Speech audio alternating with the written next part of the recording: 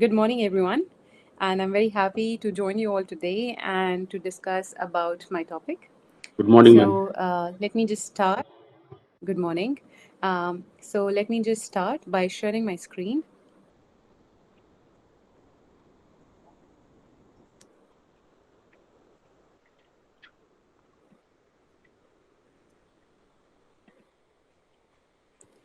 I hope my screen is visible to Yes, ma'am. everyone.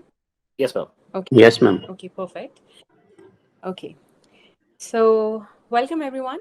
I think this is the fourth day of the FGP, and I believe like everyone is enjoying the learning session. And it's a great opportunity for me as well, to get connected with our own countrymen and present something which could be useful to the research community in general. The topic of discussion today for me is network anomaly detection using machine learning. Okay. And so before I begin, I would like to give a brief introduction of who I am, and what I do. So, currently I'm working as an assistant professor in the Department of Electrical Engineering at ETS Montreal, affiliated to University of Quebec, Canada. So I also did postdoc, and during my postdoc, I was working as an NSERC research fellow. And I did my PhD from Thapar Institute of Engineering and Technology. And during my PhD, I received two fellowships, Inspire Fellowship and the TCS Research Fellowship. I did my master's also from Thapar Institute of Engineering and Technology in the field of information security. And I've also had the privilege to work with Wipro Infotech as a software engineer in the airport domain for a span of about 2 years. And in the professional front, I'm associate editor of various journals. For example, Willy's Security and Privacy Journal, Journal of Information Processing System, Springer Human-Centric Computing and Information Sciences, and Frontiers in Communication Networking, Board of Smart Grid Communication. I also served as a lead guest editor for special issues in IEEE, IEEE TIA, and IEEE Open Journal of Computer Society. I also served as a TPC co-chair of in IEEE Infocom 2020, ACM Mobicom 2020 workshop. Although we also organized the same workshop that's called DroneCom this year in conjunction with IEEE Infocom 2021 and ACM Mobicom 2021. I'm also active reviewer of various journals, including IEEE Transactions and magazines. And some of my other initiative apart from the professional activities incorporate, I am amongst the board members of the N2 Women Community. It works for the upliftment of women, specifically in the STEM related areas. I also work as a vice chair for the IEEE Young Professional Montreal Affinity Group.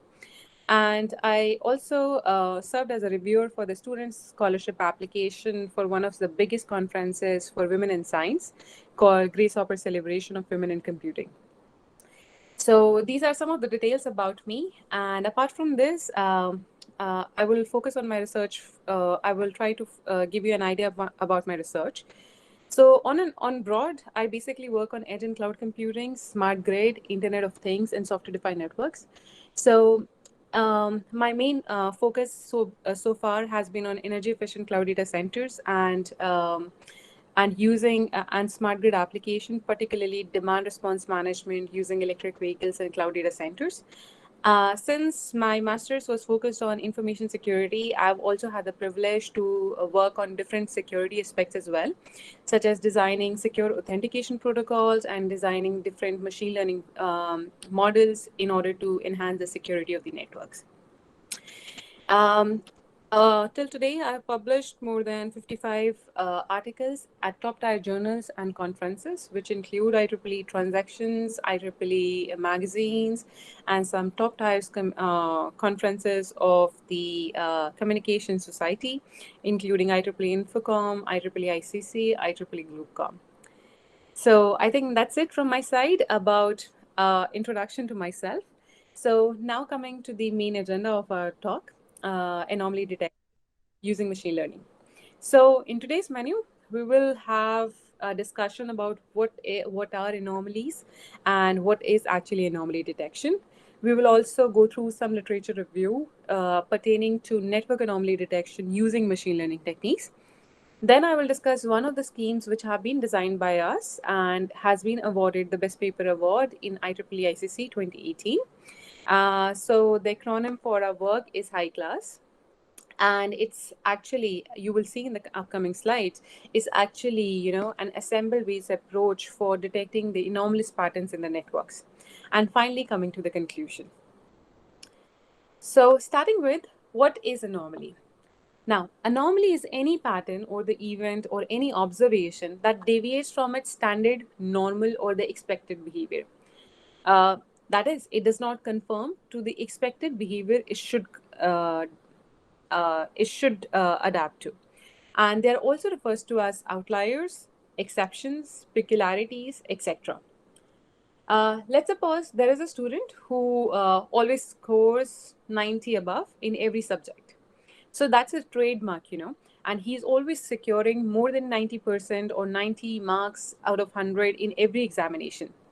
Let's suppose all of a sudden he secures less than maybe like 40% in a particular exam or a particular subject. So that particular event is anomalous. That was not expected out of that particular child. So we call it, this is an anomaly in his performance. Okay, this was just a layman's example to understand what anomaly is. Now, mathematically, consider the scenario which has been shown in the figure. So we have the x and y axis, and we have we plot the different points on this particular two-dimensional axis. We have n1, n2, n3, n4, and n5, and o1. If you see all the points n1 till n5, they all fall somewhere on the straight line. But there is one point which is called o1. It is not falling in the same line. So the points N1, N2, N3, N4, and N5, they're following a pattern. They're following on the line, and that means they're normal instances. Whereas this particular guy, this particular O1 point is considered as an anomalous point or an anomaly in this pattern because it is not following what is to be followed.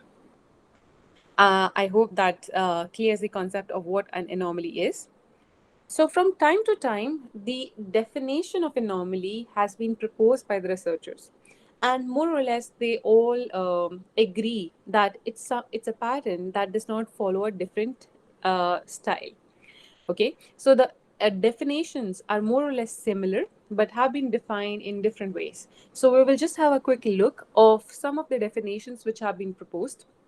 For example, Chandola et al. Referred anomalies as those patterns in the data that do not conform to a well defined notion of normal behavior, while Zhang et al. Referred anomalies as the object which behave in an unexpected way or have abnormal properties. Thornton et al.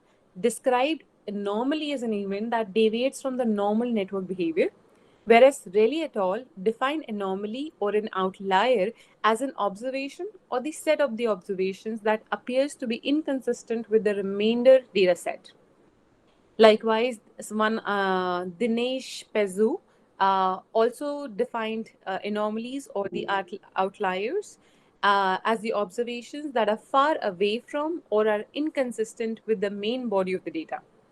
Kaur et al. Define an anomaly as an unusual activity exhibiting a different behavior other than the other parts present in the same structure. Agarwal et al. Define anomalies as the patterns in the datasets whose behavior is not normal or is not expected. Ahmed et al. Also defined anomalies. They said they referred them as the patterns in the data that do not conform to well-defined characteristics of normal behaviors. So these are the different, the definitions of anomalies. So that gives a context that all the researchers around the world are thinking in the same direction, and they think that anomalies are the substances or the points or the patterns that are not behaving as expected, or they are deviating from the normal pattern. So, accordingly, the anomalies have been divided or segregated into three different main types. They're called point anomalies, contextual anomalies, and collective anomalies. So, we will discuss them one by one. So, point anomalies. The point anomalies are basically the instances of the data that are independent of the rest of the data. For example, you may consider this diagram. Here, if you see, all these points are lying in one cluster, N1, and all these points are lying in another cluster N2. So they're forming different classes of data and they're following a particular group. Whereas all the other points, such as O3, O1, O2, they're not belonging to any other cluster. They're just isolated and they do not follow any pattern. So these points are referred to as point anomalies. Now coming to contextual anomalies. Contextual anomaly is an instance. If an instance deviates significantly in particular context, then it is considered as contextual anomalies. In order to understand this particular type of anomaly, considered the variance in the temperature throughout the year. For example, the months of June, July, and August are very hot. So you see a rise in the temperature. While when the winter comes, you see a dip in the temperature. So this is the normal trend that we have. In the summers, we have high temperature, while in the winters, we have low temperature. And then again, when there is a transition from the winters to the summers, there would be again rise in temperature and vice versa. However, if you observe the temperature in June falling below the expected parameters or expected range, and it falls as low as the winter temperature or something which is not expected, then it is considered to be an anomalous pattern in the weather conditions. And in the context of the weather, it is considered as a contextual anomaly. I hope that makes it clear. And now we are coming to collective anomalies. In collective anomalies, multiple data instances deviate simultaneously from the expected behavior. So we have not one data, not 1 point, 2 point, but there are multiple points which are causing the anomalies in the data. To understand this, consider the graph which is shown in the figure. As you can see, there is a pattern which can be seen in the the ECG readings of a patient. So there is a particular pattern that can be seen. But if you look at these instance between 1000 to 1500, you will notice that there is a difference in pattern. The hikes are separated by a longer distance. So it is a collection of multiple points that is causing an abnormal behavior in the patient's physiological parameters.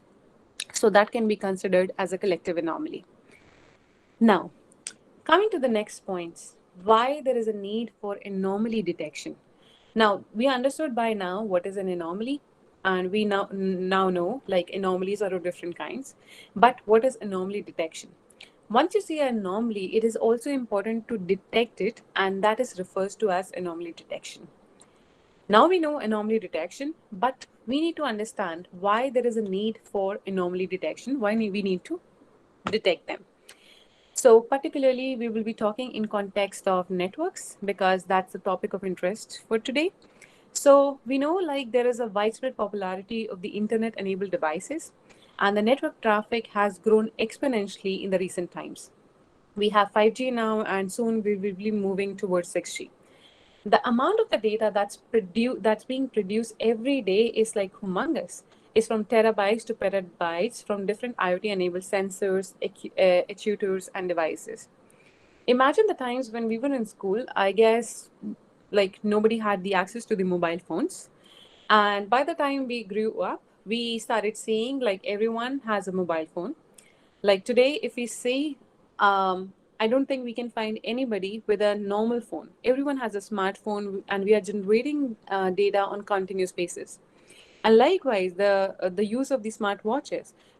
Like I see every youngster or every person who is inclined towards health goals is having an Apple Watch or a Fitbit or a Fossil smartwatch, a smartwatch of any kind. But when we are using all these IoT devices, or you can say the smart devices in our daily lives, we are not only accessing the services, but we are also being the creators of this data. And this data is being generated by us at each and every instance, whether we are just using the gadgets, whether we are using any of the services which are available online, or we are just doing passing our time on the social networks, or even if we are doing any kind of research, we are not only the creators but also the consumers of this data. I would say we are the pro consumers of data in today's world. But because of this huge generation of data, there are some there is a huge impact on the network bandwidth and the security constraints. So we will understand these one by one. So according to the recent stats which have been delivered by Gartner, it projects that by 2020 there will be around 125 billion devices on Earth, and that will definitely have the big impact on the three V's of big data: volume, velocity, and variety. And the statistics shared by Vector Network in its reports reveal that significant rise has been there in the number of network risk and vulnerabilities.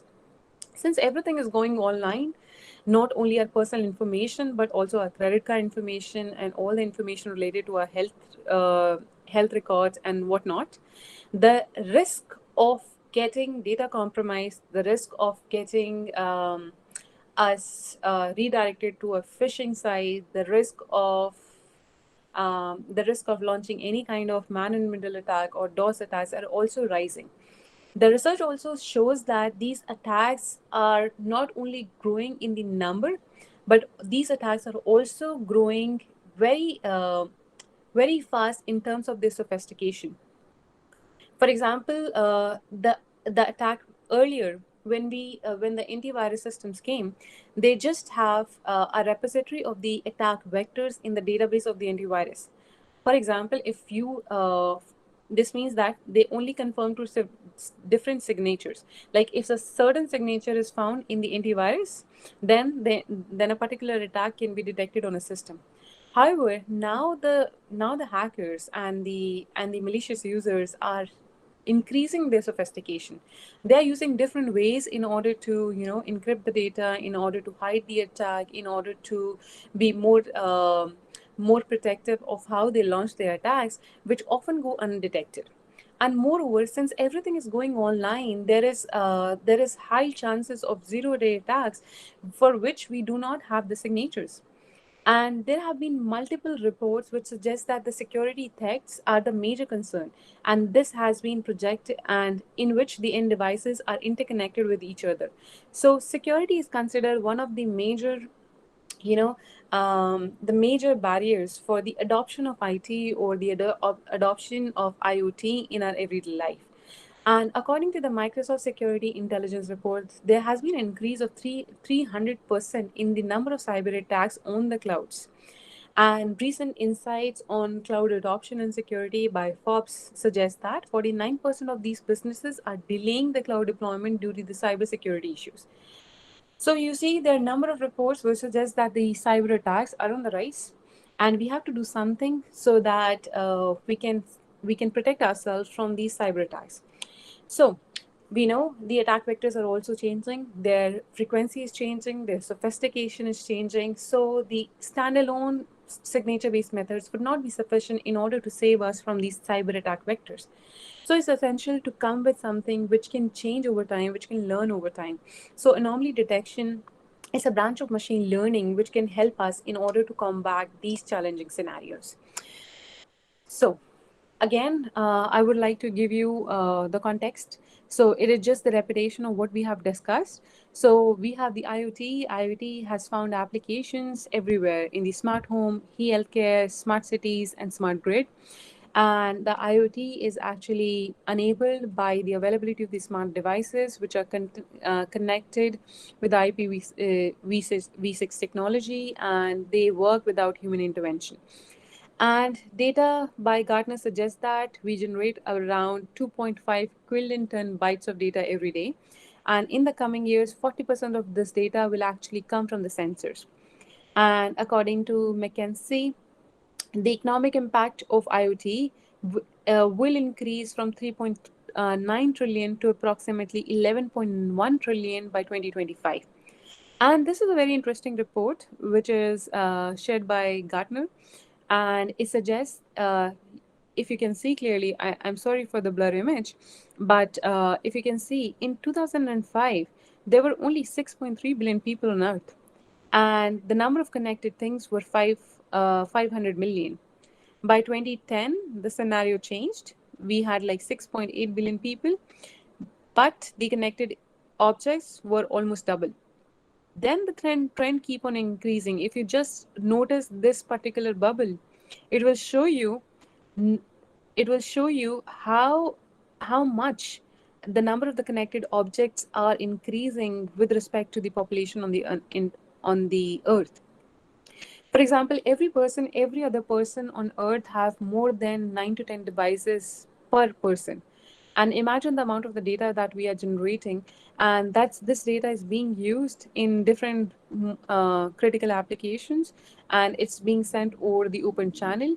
And the main challenges are the vulnerabilities that arise because of this humongous data that we are generating, and we are sending it from one location to the another. So security is one of the major concerns of today's, the IT world or the interconnected world that we live in. So now we come to uh, what the classification of the different anomaly detection techniques. So broadly, the anomaly detection techniques can be classified into three main types. That's called supervised, unsupervised, and semi-supervised. So we will discuss them one by one. So coming to supervised anomaly detection technique, it is a data mining task of inferring a function from the label training data, which can be used for mapping the new examples. But in this case, you always require the label data. The application areas are pattern recognition, speech recognition, spam detection, bioinformatics, etc. And they could be, you can use different techniques of machine learning, such as decision trees, random forests, k nearest neighbors, neighbor-based classifiers, support vector machines, etc. Likewise, you have unsupervised anomaly detection techniques, and it is a task of inferring a function to compute the hidden structures or the relationship between the different inputs or the different data sets. Now, there are different application areas of unsupervised learning. Unsupervised machine learning, it can be used for anomaly detection, intrusion detection, network operations, optimization and analytics, dimensionality reduction, and visualization. And there are different techniques as well. For example, you can use k-means clustering, hierarchical clustering, spectral clustering, DB scan, etc. And there is another class which is called semi-supervised learning. So semi-supervised learning lies somewhere between, the supervised learning and the unsupervised learning. Okay, and it is basically it makes use of the labeled data in small amount, and it also uses the unlabeled data in large amount during the training. So the application areas are speech recognition, web-based classification, etc.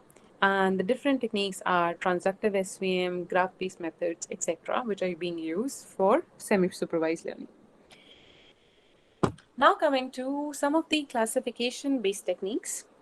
So classification-based techniques are essentially the supervised learning approaches, and it is basically used in order to classify the data into different classes on the basis of label training data. The two important phases of this supervised learning, one is training and one is testing. During the training phase, the classifier is actually is trained in order using the best available training data. And during the testing phase, when the classifier has been trained, it categorizes the test instances as normal or anomalous. It can be binary classes or multiple classes. It can depend upon depending upon how many classes are there. So the next is basically the cluster-based technique, clustering-based techniques. So clustering-based techniques are essentially the unsupervised learning approaches. So it's basically the clustering is the process of grouping the data into categories on the basis of two measures, that is distance or similarity. And there could be two kinds of behavior that you can observe in the clustering process. For example, the normal behavior and the anomalous behavior, or the behavior which is not according to the normal standards. So the normal behavior, it assumes that there is one centroid cluster, and if any data lies close to that cluster or the part of the large or the dense cluster, then it will be considered as a normal instance. However, a data instance is considered an anomaly under different scenarios.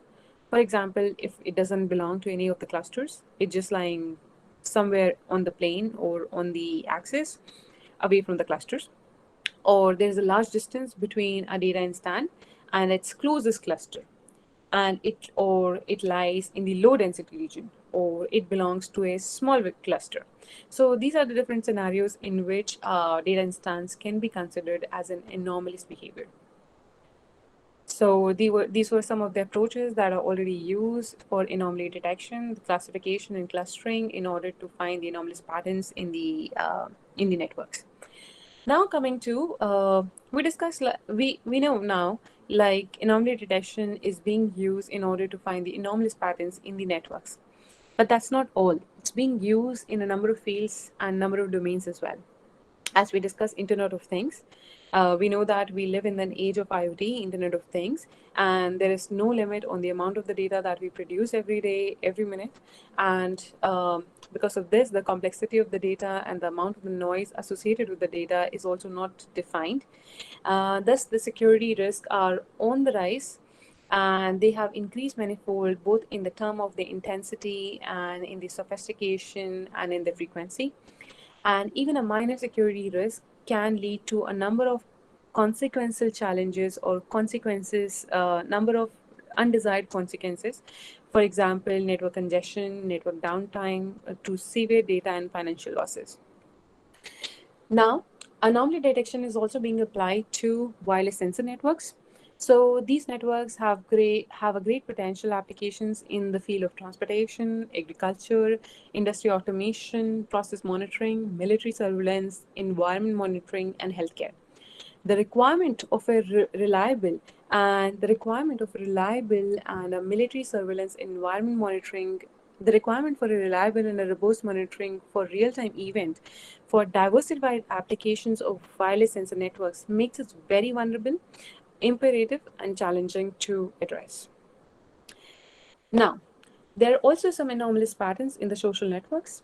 The expansion from Web of Things to Web of Thoughts has made social networking very popular these days. And it is the largest, richest, and the most dynamic evidence base of human behavior that brings new opportunities for understanding the individuals, the groups, or the societies. Thus, the enormous content which is offered on social media networks includes sensitive and private information about the users and their interaction. Such an abundance of the readily available personal information makes us very vulnerable to threats, which often result in information and identity theft.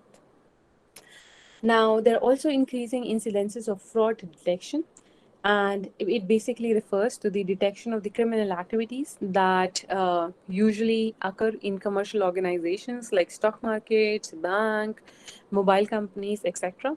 It may involve either the actual employees or the customers or somebody who might pose as a customer, maybe as a malicious user who is trying to utilize the resources of the organization in an unauthorized way.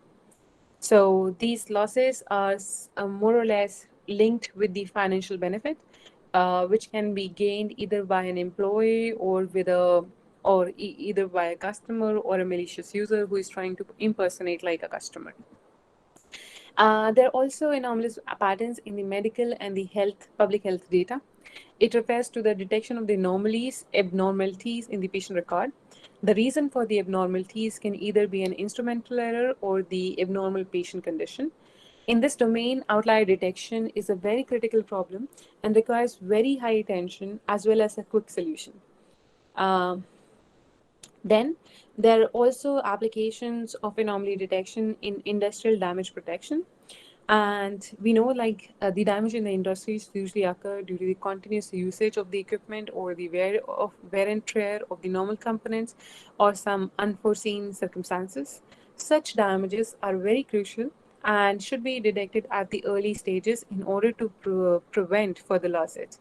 These losses can also be financial. These losses can be the operations getting halted, and there is a delay in the sanction of the projects, or the delay in the manufacturing of the process, and leading to the wastage of time and the wastage of resources and the loss in financial income.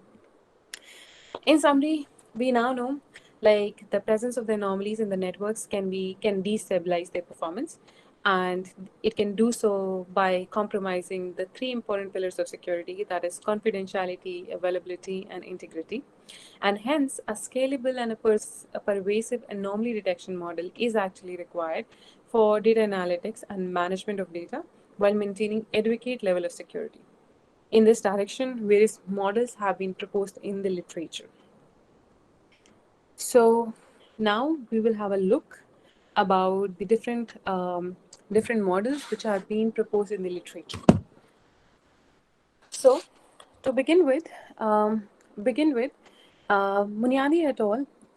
Propose a k-means clustering algorithm and decision tree algorithm, and their contribution was a cascading algorithm was proposed by them for supervised anomaly detection using the hybridization of k-means and C4.5 decision trees. They use different data sets, for example, KDD Cup 1999 from the UCI repository, and they took into consideration the different parameters in order to evaluate the efficacy of the proposed scheme, such as accuracy, F measure, ROC curve, area under the curve, false positive rate, true positive rate, etc. Now, LV et al. Also propose a scheme, and they utilize the density-based spatial clustering of applications with noise, and also called DB scan. They utilize the three UCI repository datasets, and one was the Heberman survival dataset, IRIS dataset, and the letter recognition dataset. They used the correct rate parameter for the evaluation, and it was basically an effective, efficient, and extensible density-based clustering algorithm for complex data structures. And the results show that the proposed algorithm is actually better than the traditional DB-scan algorithms, and the improved algorithm is referred to as IES DB-scan. Likewise, Miller et al. Also propose a DB-scan algorithm using k-means clustering algorithm along with dense-stream and keystream KM. And they basically used 3,239 user accounts with a sample tweet from each account. They use different parameters for the evaluation, such as accuracy, balance accuracy, precision, F measure, recall, specificity, and false positive rate. And two clustering algorithms, stream KM++ and then streams were actually modified to facilitate, they were used for spam detection. Ahmed and all also utilized different schemes. In their scheme, a network knowledge independent collective anomaly detection scheme was proposed in order to detect the anomalies that are based on numerical analysis of a characteristic of an attack. And they use different measures such as accuracy and sensitivity, and they use different data sets, DARPA and KDD Cup and Kyoto. Karmi et al. Also used k-means clustering and particle swarm optimization. So they worked on 5 different data sets, and the iris dataset, the glass dataset, wine dataset, ionosphere dataset, zoos dataset. They use different parameters such as detection rate, false positive, accuracy, specificity, sensitivity, and they actually propose a fuzzy-based anomaly detection algorithm that detects the anomalous patterns in two phases, that is training and detection. Well-separated clusters, high density rate, and low positive rates are achieved by the proposed methods. And Ko et al. Also proposed a method for anomaly detection. They used two real datasets for the analysis, that is NICTA wireless mesh network and Abilene backbone network. They used two measures, that is FBR and FNR, for the evaluation. And they use principal component analysis, distance-based approaches, and density-based approaches for data mining. A commute distance between the technique for network anomaly detection was proposed by them.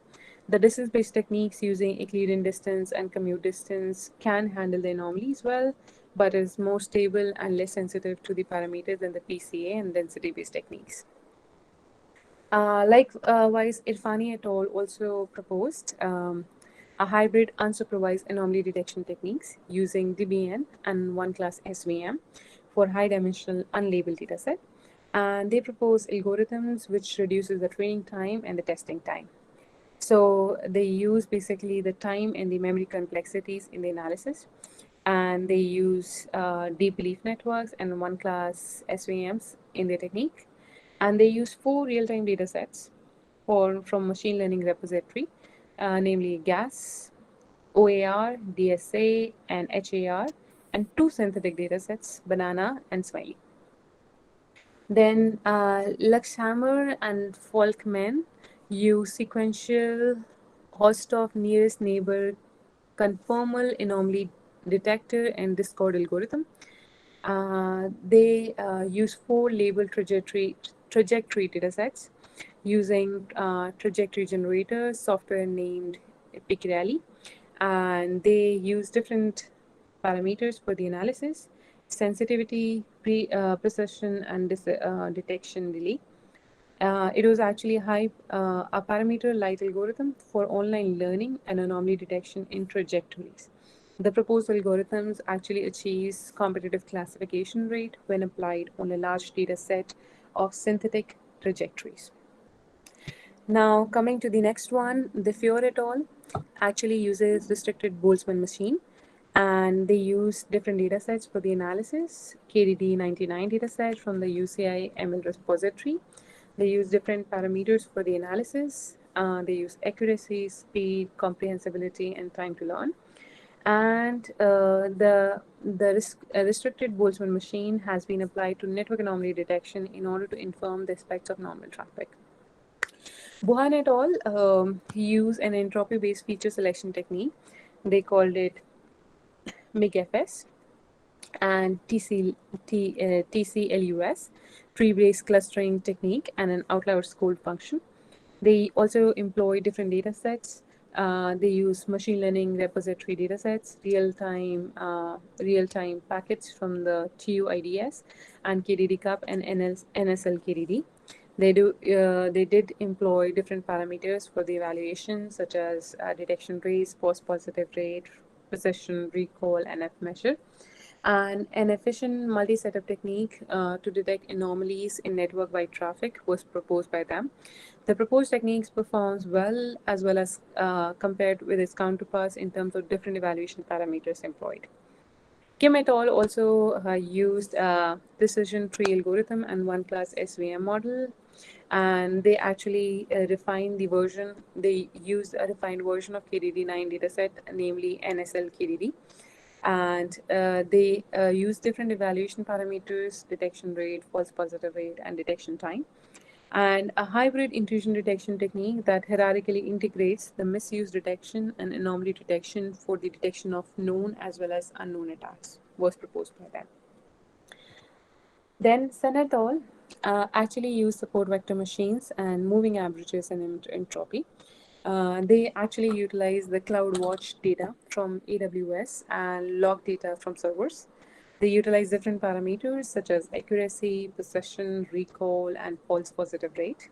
And the main contribution was that this approach makes the use of log information in order to detect the anomalies in the public cloud, such as AWS during DevOps operation. And Bosman et al. Also proposed an anomaly detection scheme in which the neighborhood information was actually utilized or consumed to detect the anomalies at the sensor nodes. In their scheme, they use correlation map and collection tree protocol, recursive least squares, and extreme learning machine. And they utilize real-time data sets such as real-world network deployments and data sets. And Zhu et al. Also proposed another scheme, and they utilize a spatial temporal CNN model in order to detect the abnormal behaviors in the crowded scenes or video sequences. They utilize the CNN, stochastic gradient descent, based backpropagation technique, and spatial temporal CNN model. They utilize different data sets, UCSD data sets, UMN data sets, sub-Bay data sets, U-turn data set, and they use different evaluation parameters such as equal error rate, detection rate, true positive rate, and false positive rate. Ding et al. Also proposed a scheme which was based on level set boundary description methods and kernel density estimation and support vector machines. and they actually utilize the synthetic data sets and the Ripley data sets and Voil data sets and UCIML data sets. They use different parameters for the evaluation, ROC curves, AUC, area under the curve, relative performance comparison. A level set boundary description approach for novelty detection in the input spaces was utilized by them. Karami et al. Used particle swarm optimization, K-means algorithm, and fuzzy theory. They made use of the UCIML datasets, packet traces of the monitored traffic, and they use time complexity, ROC curve, accuracy, and specificity and sensitivity for as the evaluation parameters. And by them, a novel fuzzy anomaly detection system was proposed in order to detect the anomalies in CCN. And likewise, Ferristio et al. Also designed anomaly detection scheme and based on density-based spatial clustering of applications with noise, swarm intelligence, and self-organizing technique and density-based clustering. The authors use different data sets: Gauss forest, DARPA, and BUPA, Gauss stream forest, cover type DARPA, and Fisher's iris and BUPA. And they use different parameters for the analysis, such as the percentage of purity, precision, recall, and mean number of comparisons. And it was actually a multi-agent based algorithm that was proposed in order to detect the anomalies in the data streams. Uh, so I think like this is a deep discussion about the scope of the literature review that has been done by researchers in different fields, not just network anomaly detection, but they're being utilized for detecting the abnormal behaviors in the crowded scenes, for spam detection, for finding out the abnormalities in the textual data, and whatnot. So you see, the researchers have utilized different schemes, which involve not only the machine learning techniques, but also the combination of machine learning techniques and optimizations and other techniques in order to devise schemes which can find out the anomalous patterns in a particular domain. So, as an overview, so these are the different schemes which have been proposed. So they have been compared according to the type of the scheme they have used: supervised, semi-supervised, or unsupervised, and whether they followed feature selections or whether there was a hybrid model used, or whether the performance evaluation was done or not, and the data sets they were used. So about feature selection, we will come to this topic in the upcoming slide. So just to give you an idea, feature selection is the process of finding out the relevant features or the important features from a particular data set. Hybrid model is something you can say an assembled approach, or you can say a model in which we are using one or two models in order to find any anomalous pattern. Performance evaluation, it means we are using different metrics in order to find the performances, in order to evaluate the performance of the design algorithm. We already talked about the different type of machine learning models for anomaly detection: supervised, semi-supervised, and unsupervised, and the data sets, real-time data sets, synthetic data sets, or online repository data sets. So as you can see, like the first scheme is supervised, it's having feature selection, but it's not a hybrid model. It's doing performance evaluation. It's on real-time data. And likewise with all the schemes which have been proposed, some of them are supervised, some of them are semi-supervised, some of them are unsupervised, and they use different techniques. Some of them use feature selection, some of them don't use feature selection.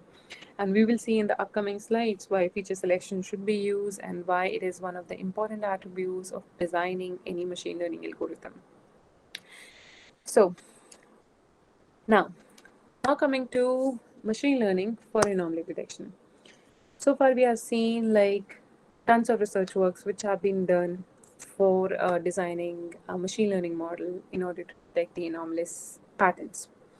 For anomaly detection, we have seen these proposed techniques utilizing different techniques such as classical techniques, rule-based techniques, machine learning techniques, information theory, etc.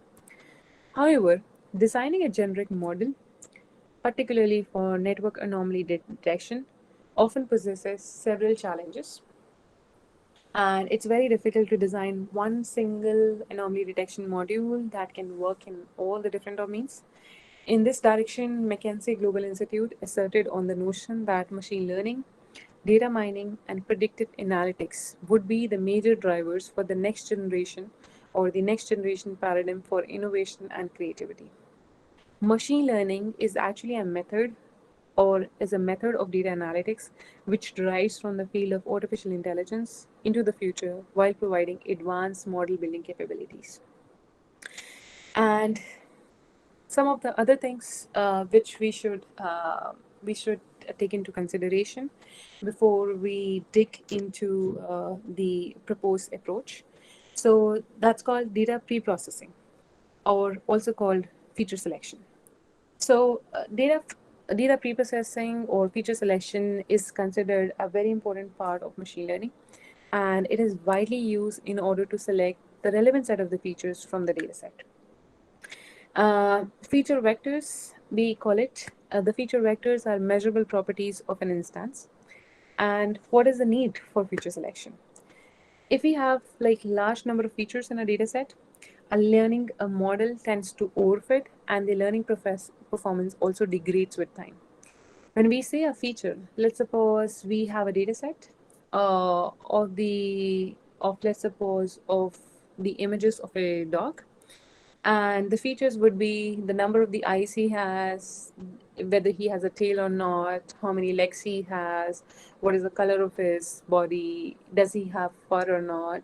So all these attributes which describe a particular, instance or a person or a thing or an animal are referred to as the features of that particular instance. So there's certain features in a data set which might be very important in order to make any kind of prediction. For example, in this particular example where we have the data set of the dogs, if we have a lot of images of the dogs, some benign and some malicious, for example, we may put the images of the cats. So in order to give you the accurate results, and that too with good performance, it's essential to look at some essential features only, so that the machine does not waste a lot of its time in looking or at all the attributes. For example, if there is a comparison with a dog or a cat, both are going to have two eyes, both are going to have one nose, both are going to have four legs, both are going to have tails. So there are some certain attributes which are not very important in predicting whether a particular image belongs to a cat or belongs to a dog. So, feature selection is a technique in which we extract the important features from the dataset, and we tell the model use these dataset in order to make any future prediction. So it helps us. It helps us in learning better and in giving better performance, and in getting the results faster. And there are two types of feature selection techniques. One are called filter approaches, and one are called wrapper approaches.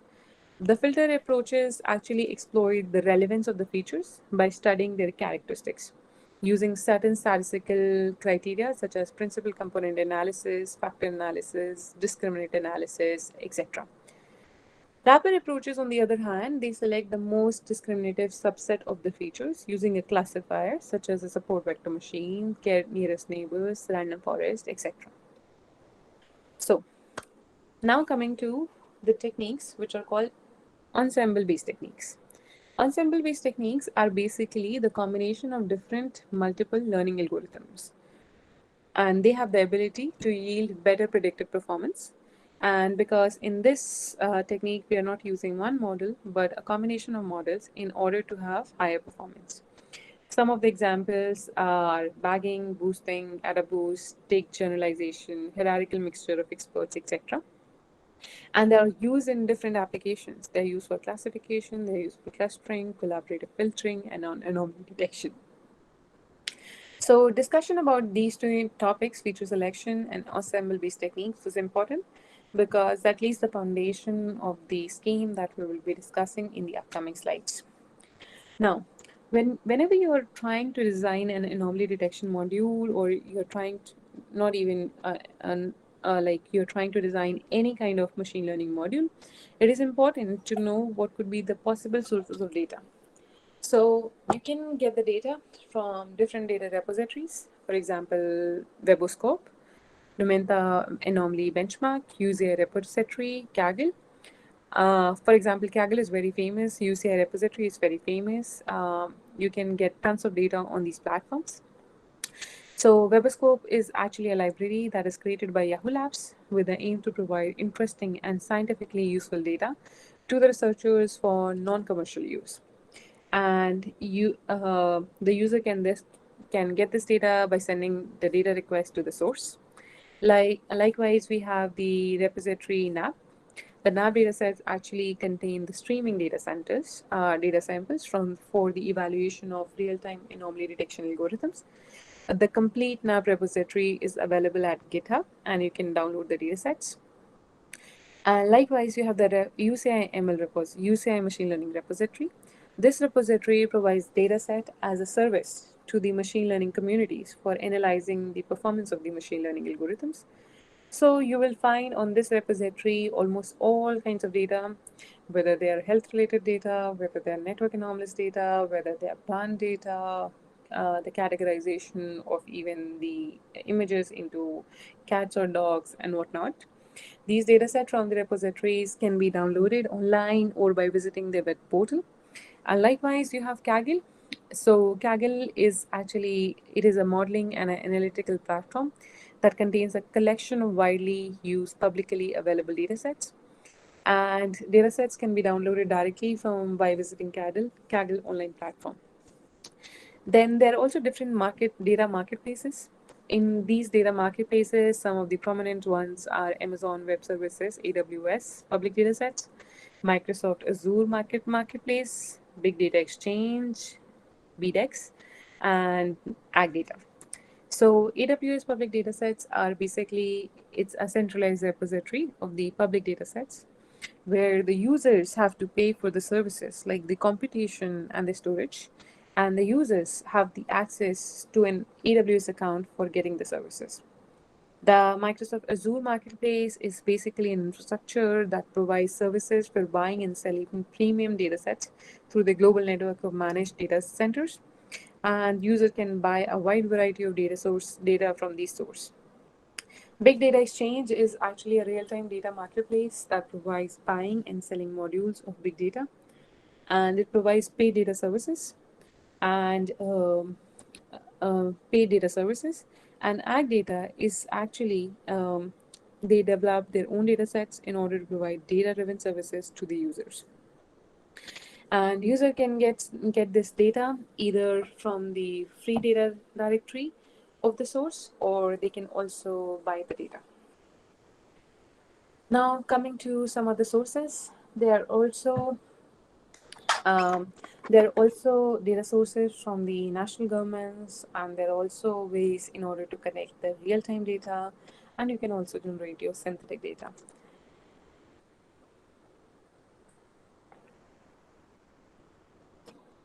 For the national government data sets, the sources are Open Government Platform India.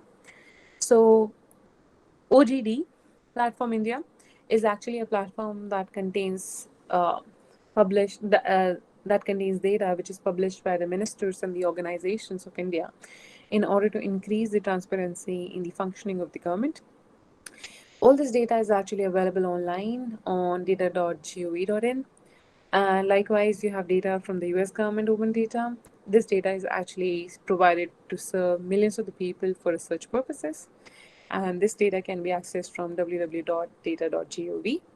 Data BC, or the British Columbia Data, one of the provinces in Canada, they actually share the data among the government and the public. And this data can be accessed from data.gov.bc.ca. Then there is UK government data. So it is under the initiative of Opening Up Government. And to access it, you can visit the URL data.gov.uk.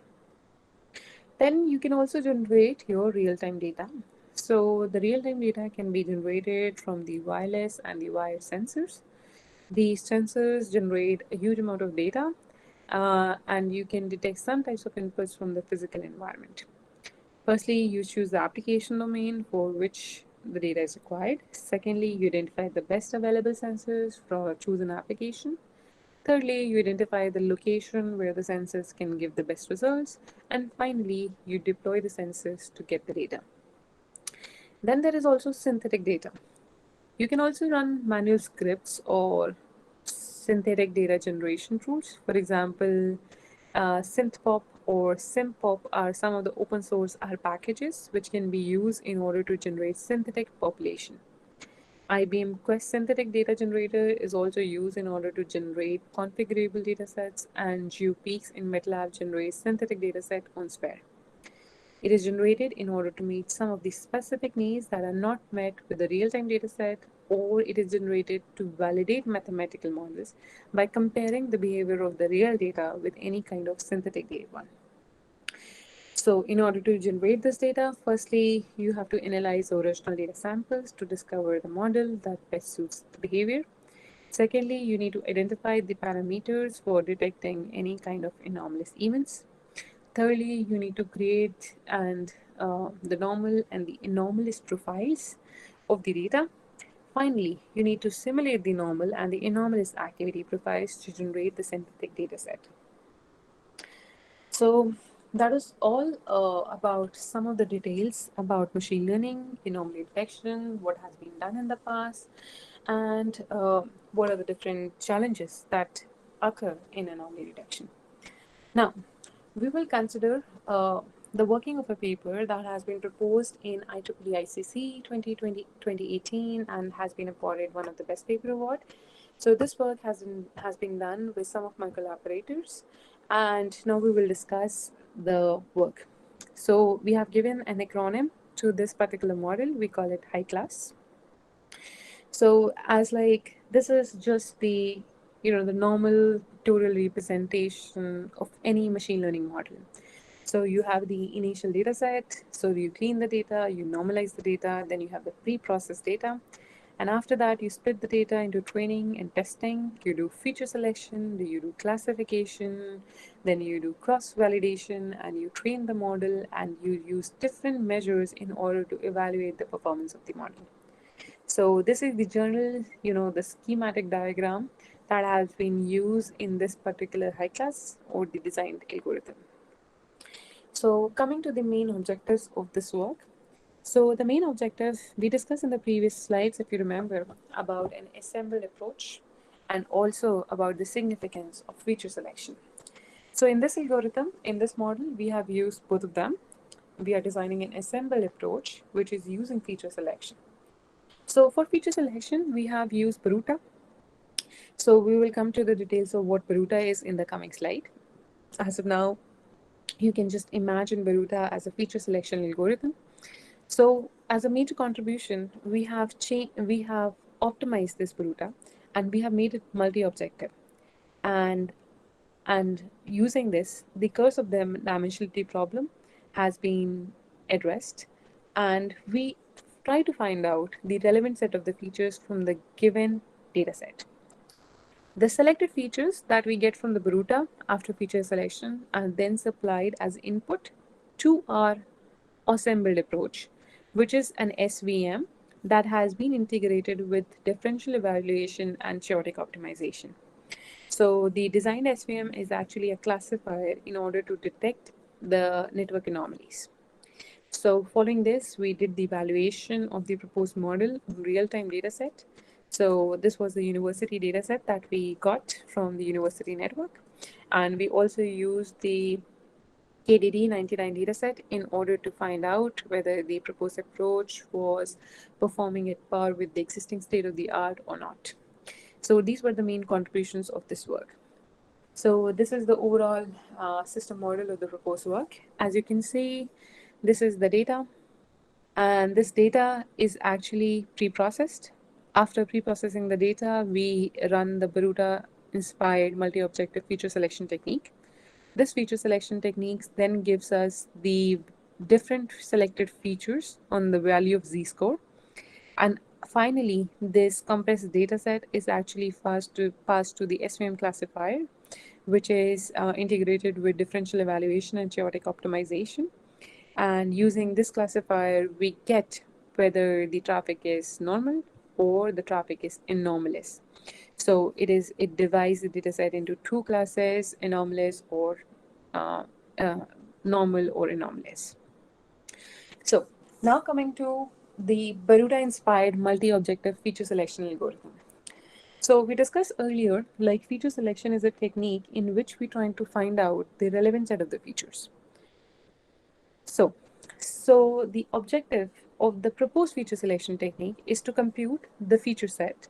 We call it X dash, which is extremely useful or pertinent to the dataset, and it is less correlated and has the minimum classification errors. Accordingly, we define a multi-objective function using all these attributes. We consider the classification error rate. We try to minimize the correlation among the different attributes, and then we try to maximize the number of the important features using the BORUTA. So, so the classification error rate, if you can consider, it's basically the ratio of the sum of the false positive and false negative divided by the sum of true positive, true negative, false positive, and false negative. So, likewise, the attribute B or is depicts the number of the features which have been the feature sets which has been given by BORUTA. Here, alpha I is basically a decision variable which says whether a particular feature or the attribute has been selected or not. It is a binary decision variable. And Z score is basically a score value or a metric that is used in the working of BORUTA in order to find out whether a particular, you know, whether a particular feature or an attribute should be selected and what is its importance. So, in the data set, in the feature set, there are inconsistencies, and these inconsistencies can lead to redundancies in the data set. A feature set may be redundant if it can be derived from another feature or the set of features. To avoid this redundancies, correlation analysis is very much important during the normalization process. So for the correlation analysis, we try to eliminate the features or the attributes which are highly correlated with each other.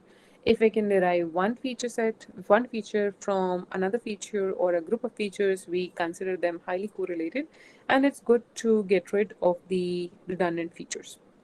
So the correlation coefficient is given as follows. Given a set of the features, the correlation coefficient analysis is actually used to measure the implicitness among the features. It is defined as the ratio of these two figures. So here n will denote the number of the tuples, and xi and yi are the two different, the values of x and y, two different features, and these are the two different values. The variable x bar and y bar are the respective mean values of the two variables, and sigma x and sigma y are the respective standard deviation. So using this, we've tried to find the correlation among these features. And BORUTA. Now coming to what is BORUTA. As we mentioned earlier, BORUTA is a feature selection technique, but it's called all relevant feature selection techniques. It selects the most important and the non-important features from the information system in an unbiased and stable manner. How it works is, for example, there is a data set. So you create the shadow variables of all the data sets, and then you introduce randomness in the shadow variables. Then using the z-score values, the comparison is carried out at every iteration, whether the shadow variables are more important or the normal variables are more important. And depending upon that correlation, or you can say the comparison, the BORUTA decides whether the certain set of features are relevant or not to a particular algorithms. Now, computing all the relevant features instead of only the non-redundant ones gives the best possible results in terms of classification, because the latter identifies not only the subset of the features which achieves the best possible classification results with like the minimal error on a chosen classifier, This BORUTA algorithm, supported by scaling and normalization, is used in order to identify the important set of features and improve the accuracy in the efficiency of the subsequent classification. So this is the overall working of the BORUTA inspired multi-objective feature selection. So for greater details, you can refer to the paper in order to understand how it actually works. Now coming to the hybrid classification algorithm. This hybrid classification algorithm is called SVM, which has been integrated with differential evaluation and chaotic optimization. Now we have used a support vector machine. Vector machine classifier uses cross-validation and grid search approaches in order to estimate the values of its variable C and gamma. However, this method includes a very high computational complexity and which leads to a number of problems in the convergence. Thus, we need a method which can do the convergence in less time and can do it efficiently. So what we have done, we have used a combination of differential evaluation and chaotic optimization. Now we will understand what is differential evaluation and what are the benefits and why chaotic optimization is being used along with differential. So differential evaluation, as you know, is basically a meta-heuristic technique. It's a population-based meta-heuristic technique, and it's used in order to tune the parameters of the SVM and perform the classification with high accuracy. However, this differential evaluation approach is very similar to genetic algorithms, but the difference is it also has the capabilities to work on real values. And one of the very good properties of differential evaluation is it's highly used in a number of different applications because it has the capability to converge in less time. However, due to this, there's very high risk that the differential evaluation suffers from premature convergence. When we say premature convergence, it means um, like during the convergence process, it may converge to a local optimal value and do not give us the global optimal value. So this is one of the fundamental problems with differential evaluation. Although it's very efficient, but it's very fast in comparison to others, but there is a problems of premature convergence in these schemes. In order to overcome this particular problem, uh, a group of researchers has proposed a method of integrating differential evaluation with chaotic optimization. So chaotic optimization is another optimization scheme that helps to find the global optimization. So, so the authors in one of the papers have proposed the integration of both of these algorithms or both of these optimization techniques in order to reduce the risk of getting local optimal solution or global local optimal position.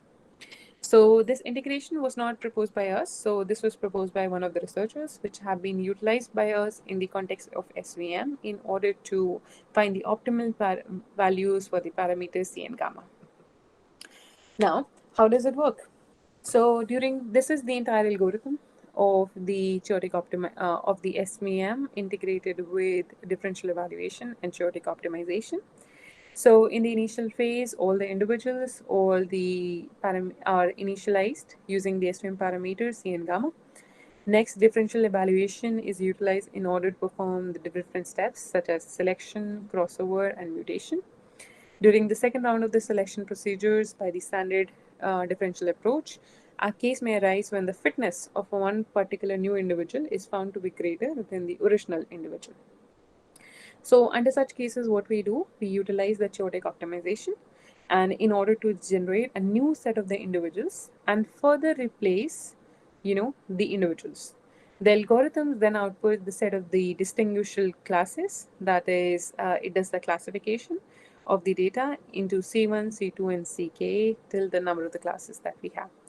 So this was what we did for SVM classification. So in the results, as I mentioned in the previous slide, we used different models. We use different data sets. One is the benchmark data set, and other was from the university data set. So, in order to evaluate the proposed anomaly detection module, two case studies were conducted by us. So, one obviously was conducted on the real time data set that we acquired from Taipei University network data, and the other was the benchmark data, which was the KDD 99 knowledge discovery and data mining data set. Now, in the first case, the packets in the first case, like the first case study, the packets from 4 different hosts inside the Thapa University datasets were captured using Wireshark for about 1 hour. Some of the hosts were made to access different cloud services such as Google Apps, Salesforce, Cisco, WebEx, Amazon, Google Computer Engine, etc. during the capturing process. In the second phase, the KDD 1999 dataset was used, which contains a wide variety of TCP dump connections simulated in a military network environment for 9 weeks.